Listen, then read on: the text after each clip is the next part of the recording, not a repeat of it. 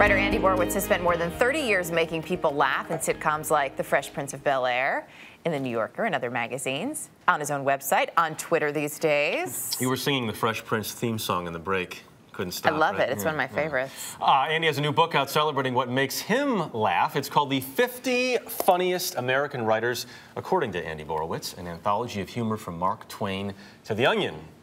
Andy, good morning.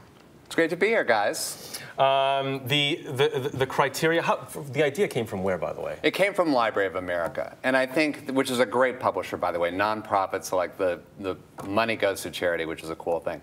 But I think their attitude was like, we're living in really tough times, and what's the one thing that makes you feel better? Forgiving Mel Gibson. But once you've done that, laughter. Laughter is really good. And so we try to put together really the funniest writers of all time in America, and I think we've done it. Incidentally, Mel Gibson did not make your book. He did not, although he's had some hilarious moments.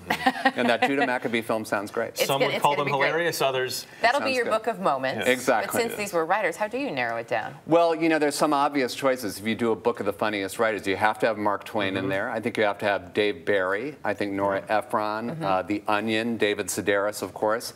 And then you get into just who I really like. And there are a lot of people, I mean, I love all those people, but also, you know, Woody Allen and some other great people, Garrison Keillor. I mean, it's a great list. It's pretty rock solid. It's a fantastic list. I love it. We mentioned Mark Twain first and foremost. What makes him so timeless? Well, Mark Twain, he's sort of like our Shakespeare in a way. And I don't want to turn people off because they probably think, oh, Shakespeare, that's not going to be very funny.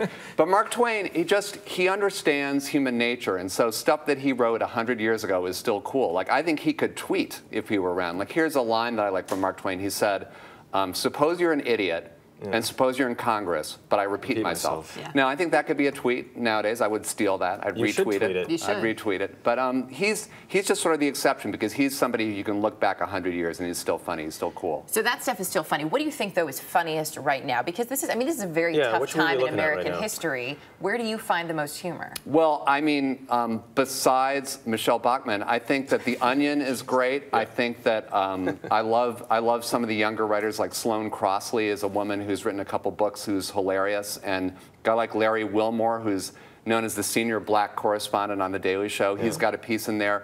The stuff is very, very contemporary. It really goes up through this past decade, and there's a lot of great comedy writing. I think the internet and Twitter actually has brought out, everybody has a chance to say something funny now, and a lot of funny stuff's being done. You say you have to be first, though, if you're going to be funny on Twitter. That's a major burden. You're putting it on yourself. You have to be first, yeah. You do. Well, I like to live tweet things, like I will live tweet political debates and stuff like that, and it is really terrible because you're like in this room with everybody else in America trying to be funny. It's very annoying, but it's kind of fun. It's a cool thing to do. Time magazine said you have the top Twitter account in the world? Well, they had a poll, and yes, that's true. So if you go to Twitter, and my handle is Borowitz Report. Follow him. You will not regret it. Andy, nice to have you here this morning. Best of luck with the book. Thanks for having me.